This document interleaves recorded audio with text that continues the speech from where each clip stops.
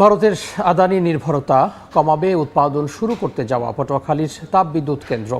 পুরোপুরি উৎপাদনে গেলে আদানি থেকে বিদ্যুৎ সরবরাহ বন্ধ হলেও দেখা দিবে না সংকট। অন্যদিকে তেলের ওপর নির্ভরতা কমিয়ে ব্যয় হ্রাস করতেও সহায়তা করবে বাংলাদেশ ও চীনের যৌথ উদ্যোগে নির্মিত এই বিদ্যুৎ কেন্দ্রটি। বিস্তারিত শেখদার জাবির হোসেনের রিপোর্টে, ক্যামেরা ছিলেন তৌকিব পেদা।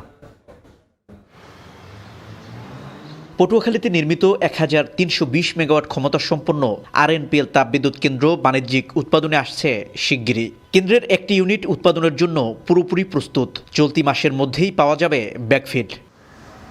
আগামী বছরের মার্চের প্রথম সপ্তাহে বাণিজ্যিকভাবে প্রথম ইউনিট এবং মে মাসের শেষ দিকে দ্বিতীয় ইউনিটের বিদ্যুৎ জাতীয় গ্রিডে যোগ হবে বলে জানায় কর্তৃপক্ষ।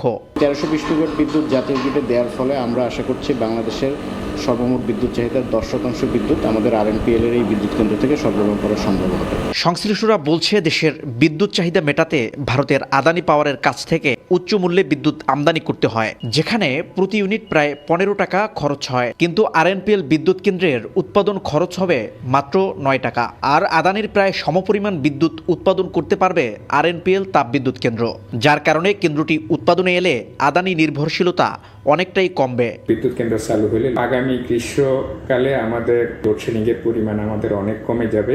বর্তমানে দেশে গ্রিড ভিত্তিক বিদ্যুৎ কেন্দ্রের উৎপাদন সক্ষমতা প্রায় ২৭,৭৪০ মেগাওয়াট। এর মধ্যে কয়লা ভিত্তিক বিদ্যুৎ কেন্দ্রের সক্ষমতা ৫,৬৮৩ মেগাওয়াট। আরএনপিএল এর সক্ষমতা যুক্ত করলে দেশে নির্মিত কয়লা ভিত্তিক কেন্দ্রগুলোর মোট সক্ষমতা দাঁড়াবে ৭,০০০ মেগাওয়াট। নতুন এই কেন্দ্রটি পায়রা বিদ্যুৎ কেন্দ্র হতে মাত্র ২ কিলোমিটার উত্তরে রামনাবাদ নদী তীরে অবস্থিত।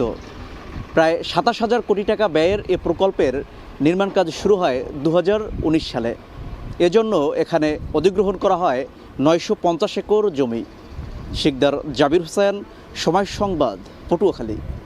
4 দশক ধরে আপনার ফাইন্যান্সিয়াল পার্টনার আইডিএলসি।